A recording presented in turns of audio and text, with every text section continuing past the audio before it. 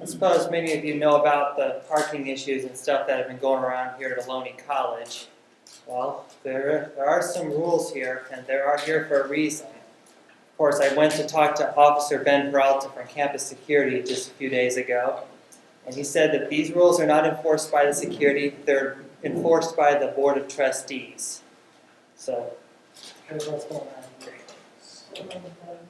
Of course, there's been a lot of parking issues because one of them is because of the lot conditions. So you can see all these pictures here of all the damage that's done, like the pavement is poured like on parking lot B, and some of the paint is almost illegible, so they can't even see it.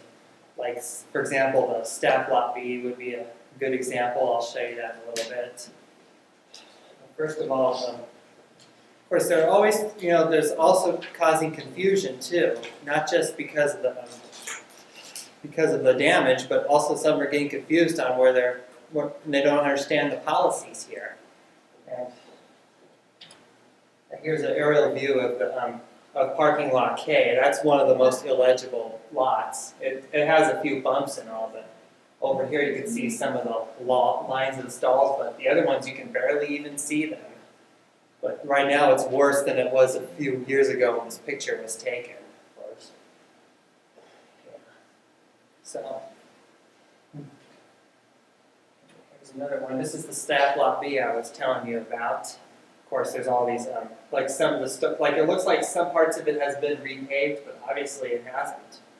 And down here you can see there's some of them are marked staff and the other ones aren't labeled staff, and that's causing confusion. And students can park on staff lot B after 5 p.m. I'm sure many of you know that already, but they can't park up on staff lot A or W. And this is, as they park down there, that's going to make it worse for staff to have places to park. And some students have been getting ticketed for all this too. Of course, they're really strict on that because you get a $28 fine for parking. I'm sure, I know a lot of students have gotten parking, and Ben Peralta's mentioned that they make up lots of excuses just to get out of the parking tickets. But this is the adult world, so this is why they have to be more responsible. So with the stalls that aren't marked staff, like some students park up there because they think they can use those stalls. I used to do that, but I never got caught until security came along one day and I decided not to park there. And then there has been many staff complaints. Every day they get almost complaints from staff. And I had a friend who says he has an assumption about a college professor snitching on other students for parking, and that happened to him. He got a ticket, and no one else around him got a ticket. Of course, he was probably the one that Ben Peralta was telling me about. And also the students have been parking up on the upper lots so that they can get closer to class. That's why they sometimes park in the staff lots. But this is the newest lot here, lots L all the way up to P. Those are the ones that you have to have a daily permit, and some students just park there without paying extra for a daily permit. And the reason they're doing that is, well, Ben Peralta said it's because this lot's only been there for a few years, and they're still trying to raise the money, because of the project and all. And that's what the money for the parking permits go to, too. All this money goes to the general funds, and that's who pays for all the parking projects here at Ohlone. Every time that these parking violations keep on going, they're going to raise less money. That's why our lots are in such poor condition. But anyway, and also there's marked stalls up there for like the President Treadway and Human Resources and so on. They have reserved stalls there too. So.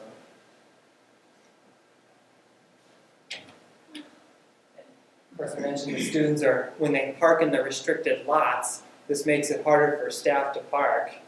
And that's a really big issue because that's what sometimes causes teachers or instructors to run late to class because they couldn't find a place to park. And after 20 minutes, when staff don't show up, students can start bailing out. And that does happen because sometimes they mainly park on the lot B sometimes because that's where staff try to park because all the upper lots for staff like A and W and those lots near the Smith Center are always taken. So. And also they're more likely to get cited because when staff call into complaints, as I mentioned before, then that's when security starts taking action and they start writing tickets. I've seen that happen, but not in staff lot, but one day when I was up at the upper lots, which are on the southeast side of the campus. There has been all these security officers writing tickets because nobody had daily permits. And here's a picture of this is what a citation looks like. This is my car right here. I had a sample citation. At the end, I'll pass it around. You guys want to see what it looks like. But that's what happens when you violate a parking policy. And this is the adult world, so that's why they're not cutting any slack like they would back in high school. And here's the solution. If students can start taking advantage of buying a parking permit or paying for a daily permit, preferably a parking permit since they make the most money out of that, this will help raise the money for the general funds department, which will allow them to improve the parking because they have to pay. That's who they pay the maintenance to, the guys that work on the parking lots and all. And the executive.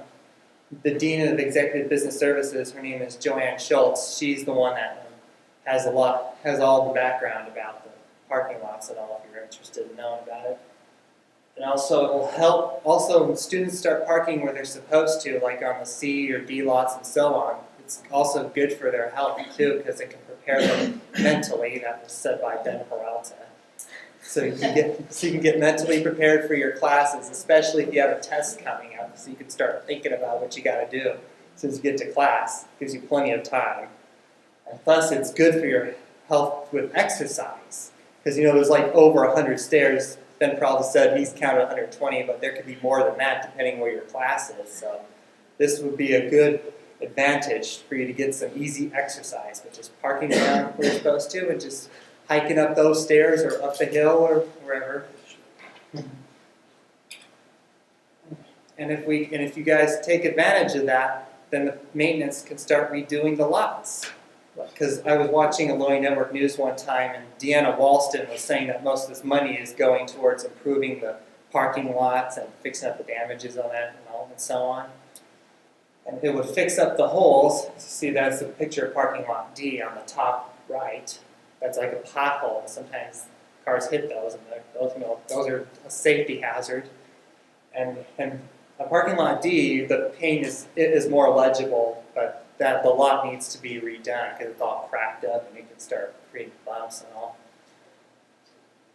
And also in the parking lot D, as I mentioned, how some of the lots are almost illegible, even on C and K, and there's a few staff lots on C and staff lots on A and K. If they repaint those, then students can see specifically that those are reserved stalls, especially since it's when it rains, because when it rains, the security doesn't cut any slack on that, because this is still the adult world. So, because students come up with many excuses, the rain excuse they've used for a while, but they don't buy that anymore.